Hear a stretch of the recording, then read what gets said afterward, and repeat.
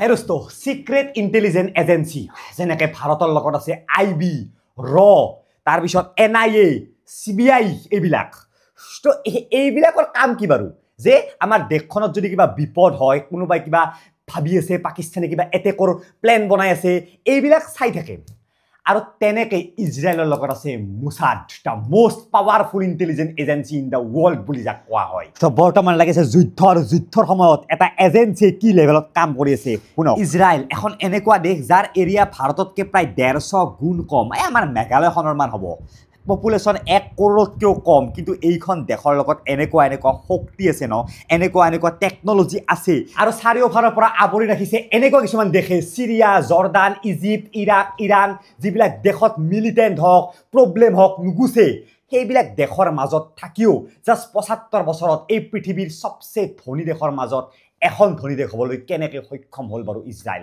আৰু বৰ্তমান যিখন যুদ্ধ লাগি আছে ইৰাক আৰু ইজৰাইলৰ মাজত এই যুদ্ধখনত মোছাদে যিটো লেভেলত কাম কৰিছে আপুনি পাগল হৈ যাব তো বলক ভিডিঅ'টো আমি আৰম্ভ কৰোঁ আজিৰ পৰা কেইবছৰমান আগত এই সংস্থাটোৱে এটা ৰিপৰ্ট পালে যে ইজৰাইলৰ মেইন দুশ্মন ইৰাণে অলমষ্ট নিউক্লিয়াৰ বোমা বনাই পেলাইছে বা বনালে আৰু এইজন সাইন্টিষ্ট হেড আছিল ইৰাণৰ নিউক্লিয়াৰ বনোৱা সেই মানে ফেক্টৰীটোত আৰু আমেৰিকা ইজৰাইল লগ হৈ পিনে এই সাইন্টিষ্টজনক হত্যা কৰাৰ কথা ভাবিলে যে এখেতক যদি হত্যা কৰিব পাৰো নিউক্লিয়াৰ বনোৱা গোটেই কাৰ্যকলাপটোৱে 6 বছৰ পিছুৱাই যাব আৰু মোছাদৰ সিক্ৰেট এজেন্টে সেই সাইন্টিষ্টজনক ট্ৰেক কৰাত লাগি গ'ল ইৰাণ দেশৰ ভিতৰত আৰু এনেকৈ ট্ৰেক কৰি এক্সাক্টলি 27 নৱেম্বৰ 2020 মোছাদে কি কৰিলে এখন নৰ্মেল নিছান SUV গাড়ী ইৰাণৰ ৰাস্তাত পাৰ্ক কৰিলে আৰু সেই গাড়ীখনৰ ভিতৰত আছিল এনেকুৱা ইকুইপমেন্ট যে গোটেই গাড়ীখন আছিল স্যাটেলাইটৰ লগত কানেক্টেড মেচিন গান আৰু এই গাড়ীখনে যেতিয়া ৰাস্তাত দেখিলে সেই সাইন্টিষ্টজনক গাড়ীখনে সিগনেল দিলে তাৰ পৰা 1000 কিলোমিটাৰ দূৰৰ ইজৰাইলক আৰু সেই ইজৰাইলে 1000 কিলোমিটাৰ দূৰৰ পৰা গুলিয়ালে স্যাটেলাইট গানেৰে আৰু এনেকে গুলিয়ালে যে সেই গাড়ীখনত বহি থকা অনলি সেই সাইন্টিষ্টজনে মৰিল তাৰ কাষত লাগি থকা ঘৈণীয়েকজনৰ একো নহল মানে ইমান প্ৰেচিশনত স্যাটেলাইট গান ব্যৱহাৰ কৰি কোড বহি পিনে কোৰ পৰা কি গুলিয়াই পিনে সেই সাইন্টিষ্টজনক হত্যা কৰি পেলালে One of the country's top nuclear scientists has been assassinated যাৰ ফলত তেওঁলোকৰ এই নিউক্লিয়াৰ বোমা বনোৱা গোটেই কাৰ্যটোৱে 6 বছৰ পিছুৱাই গ'ল মানে এতিয়ালৈকে আহি গ'ল যেটো 2020তে হ'ব লগা আৰু এতিয়াও হ'ব নিদিলে ইজৰাইলে এতিয়াও আৰু এটেক কৰিলে তো দিস ইজ ইজৰাইলৰ মোছাদ চাওক যেতিয়া হিটলাৰে জিউছ মানুহখনৰ ওপৰত বহুত বেছি অত্যাচাৰ কৰিলে মাৰ্ডাৰ কৰিলে তেতিয়া জিউছখিনিয়ে বহুত বেছি টং কাই পিনে ইজৰাইল দেশখন এখন ইণ্ডিপেণ্ডেণ্ট জিউছসকলৰ দেশ বনাব চেষ্টা কৰিলে কিন্তু মিডিল ইষ্টৰ আৰবিক মানুহখিনিয়ে জিউছসকলক সেই ঠাইখিনি দিবলৈকে মানে ভাল নাপালে কাৰণ অলৰেডি আৰবিক পপুলেশ্যন বহুত হাই আছিল আৰু বহুত হিষ্টৰিকেল কাৰণ আৰু এইফালে ইংৰাজে যেতিয়া শাসন কৰিব ধৰিলে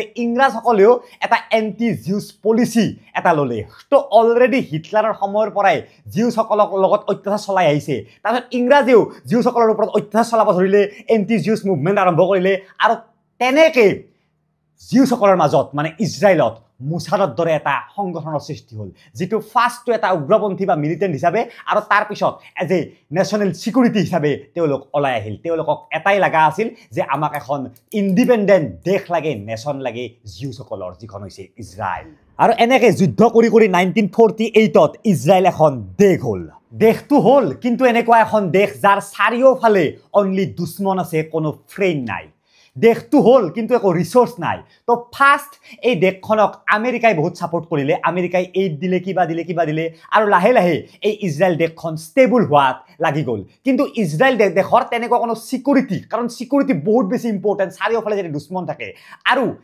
এটা মোছাদ সেই যিটো মিলিটেণ্ট বা যিটো সংগঠনে ইণ্ডিপেণ্ডেণ্ট কৰালে ইজৰাইলখনক সেই সংগঠনটোকে এটা নেশ্যনেল সিকিউৰিটি সেই দি পিনে মোছাদ বুলি এটা ফৰ্ম কৰিলে 1951ত কিন্তু যদিও ফৰ্ম কৰিলে মোছাদে বিশেষ একো তেনেকুৱা অদ্ভুত কৰা নাছিল অদ্ভুত কৰিলে 1967ত তো কি কৰিলে ওচৰে পাজৰে যিমান দেশ আছিল ইজিপ্ট হওক সিৰিয়া হওক জৰ্ডান হওক ইৰাক হওক সবেই ইজৰাইলৰ ওপৰত আক্ৰমণ কৰিলে 1967ত We shall destroy Israel and its inhabitants. Our goal is clear.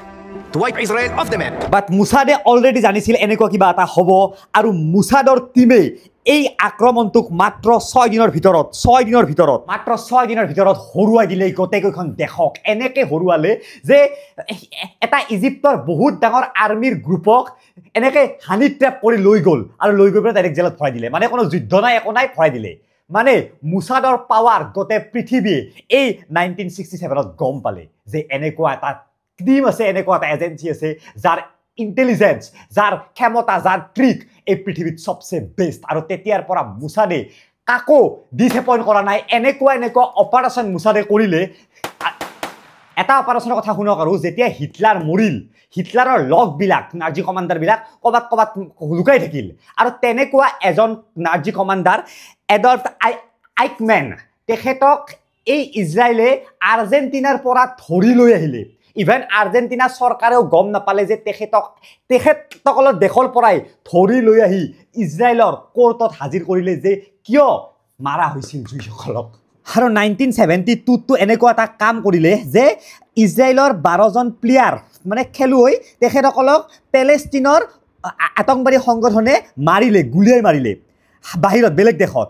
আৰু তাৰ পিছত ইজৰাইলৰ এই মুছাদে গোটেই পৃথিৱীতে সন্ত্ৰাসবাদীখিনিক বিচাৰি উলিয়াই এটাকে মাৰি গোটেই পৃথিৱীক দেখুৱাই দিলে যে আমাৰ পাৱাৰ কেনেকুৱা হয়। কাৰোবাৰ বিচনাৰ তলত বম সোমাই মাৰিলে, কাৰোবাক এক্সিডেণ্ট কৰি হত্যা কৰি মাৰিলে, কাৰোবাক গুলি কৰি মাৰিলে, গোটেই পৃথিৱীক দেখুৱাই দিলে যে আমাৰ পাৱাৰ কেনেকুৱা হয়। আমাক যদি কোনোবাই এটা গুলি মাৰে আমি 5টা মাৰিম। This is Mossad, this is Israel. আৰু তাৰপিছত অপাৰেশ্যন থাণ্ডাৰবোল্ট হওক, অপাৰেশ্যন অপেৰা হওক, অপাৰেশ্যন মোছেছ হওক, এনেকুৱা হাজাৰটা অপাৰেশ্যন ছাকচেছফুল দেখাই দিলে গোটেই পৃথিৱীক মুছাদ। আৰু আমেৰিকা এখন এনেকুৱা দেশ আছিল যিখন দেশে কেতিয়াও মুছাদৰ ওপৰত একো সন্দেহ কৰা নাছিল আৰু ইজৰাইলৰ লগত অলৱেজ বন্ধুত্ব বজাই ৰাখিছিল। এইড দিয়াৰ পৰা হওক, কিবা যুদ্ধত সহায় কৰাৰ ক্ষেত্ৰত হওক। আৰু এই দুয়োখন দেশে একেলগে মিলি এটা অপাৰেশ্যন ডায়মণ্ড বুলি বহুত ডাঙৰ প্ৰজেক্ট এটা কি সেইটো কৰিছিল। কেছটো কেনেকুৱা আছিল শুনি ভাল পাব আপোনালোকে। 1959ত ছভিয়েট ইউনিয়নে কি কৰিলে, এখন প্লেন বনালে, মানে ফাইটাৰ জেট, যিখন আছিল MiG-21। এই ফাইটাৰ জেটখন বহুত বেছি উন্নত আছিল। তো আমেৰিকাই হওক, বেলেগ দেশে হওক, এই ফাইটাৰ জেটখনৰ টেকনলজিটো যে কেনেকৈ নহওক নিজৰ তাকালে আনিব চেষ্টা কৰিছিল, যে জানিব পাৰিলে।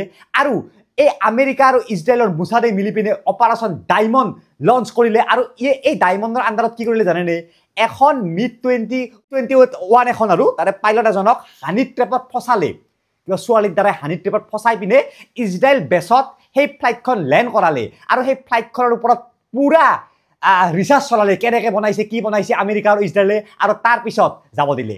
আৰু এই ঘটনাটোৰ পিছতে ছভিয়েট ইউনিয়নে আৰবিক কাউণ্ট্ৰিবিলাকৰ লগত মিলি মিলিটেণ্ট উগ্ৰপন্থী কাৰ্যকলাপ বহুত বেছি আৰম্ভ কৰিলে ইজৰাইলৰ ওপৰত। ইজৰাইলক শান্তিত থাকিব নিদিলে, মানে ঘাটি হৈ গ'ল আৰু চবেই ইজৰাইলৰ ওপৰত আক্ৰমণ কৰাত লাগিলে। আৰু এনেকৈ এটা লং হিষ্ট্ৰী আছে যে ইজৰাইল কেতিয়াও শান্তিত থকা নাই।